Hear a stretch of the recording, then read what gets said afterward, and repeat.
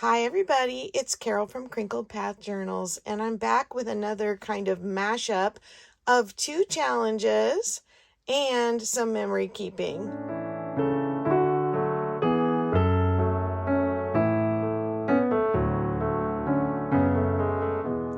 Wow, it's been quite a week for me, and I'm so grateful for challenges that continue to inspire me to get time to sit down and create, because that is what makes me feel so good no matter how my schedule's going for the week. And I'm so glad that I took the time to make some things because I have friends challenging me to be creative and stretch and grow. So my mashup today is that I'm still participating in BB from BB's Closet Creations and Cara Mia from Paper Confessions with Cara Mia's hashtag Vintage Sewing Pattern Challenge. The prompts this week were stitchery and sewing, and then examples were fashion, sewing notions, etc. And we still had to use a vintage sewing pattern.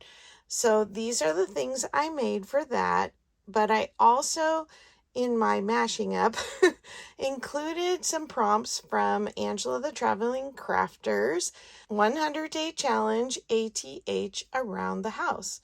And the things that I used from her challenge this round were number 37, thread, number 44, rubber bands, number 66, a ruler. Well, this isn't a ruler, but it is a measuring tape.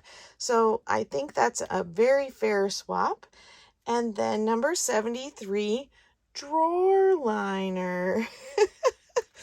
So I had this random piece of drawer liner, and I was going to save a scrap to show you the back.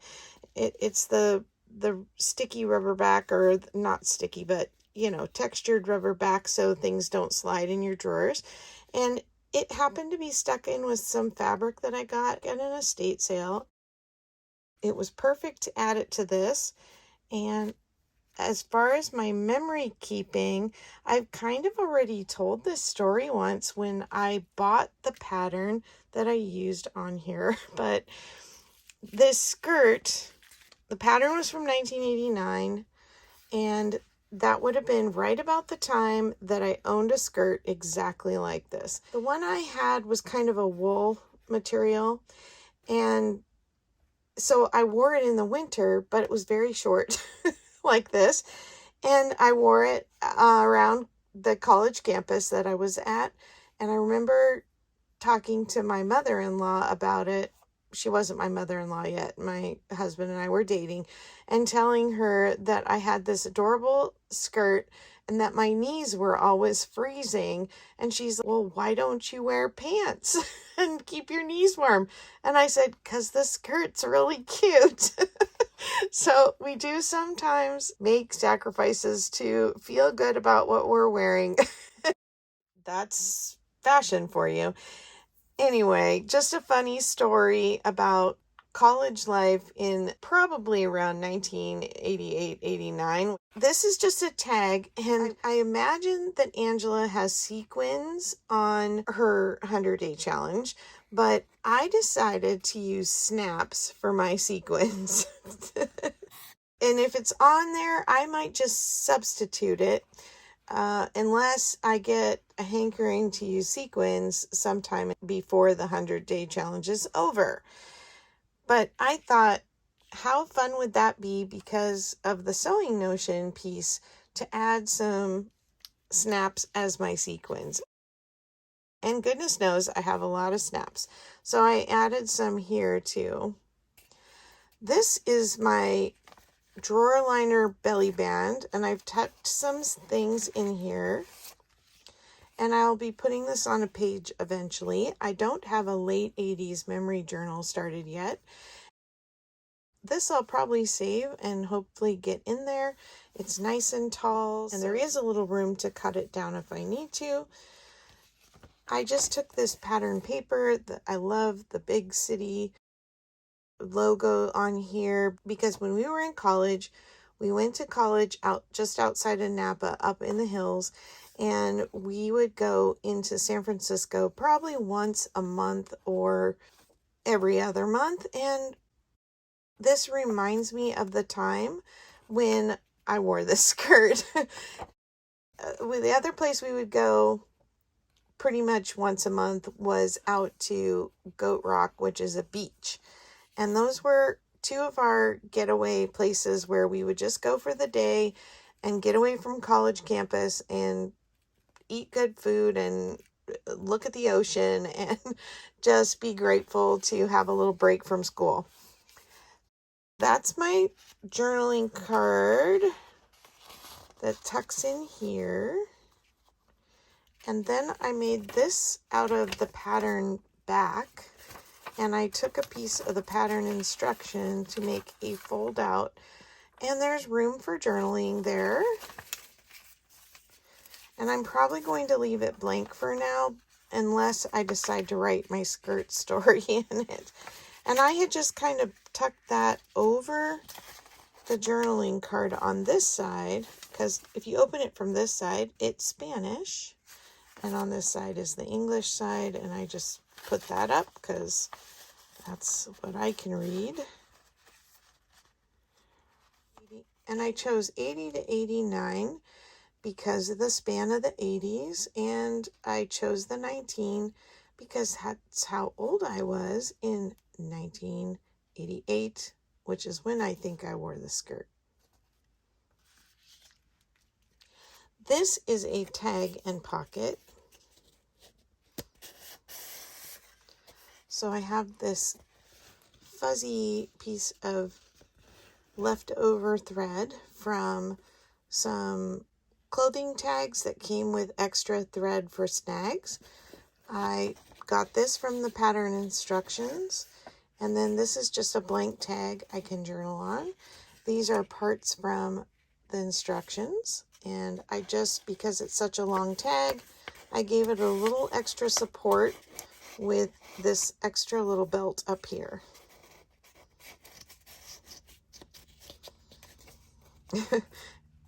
Stuff was so high-waisted in the 80s, and so is my tag. Or so is the belt for my tag.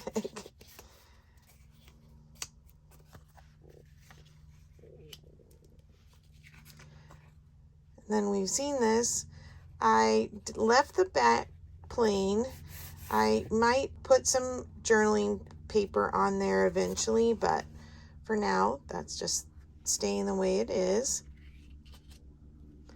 And then I made this flip with all these sheets of the pattern paper, and either I'm going to tuck it in the journal so that I can rip these pieces off and collage with them, or I could even write some notes on them if I wanted to.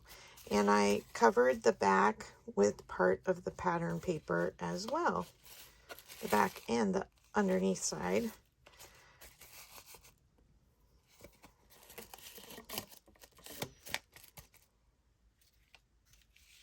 So like I said, this week has been just a little unusual schedule, and things have switched up on me a bit here and there. So when things interrupt, it can be a challenge.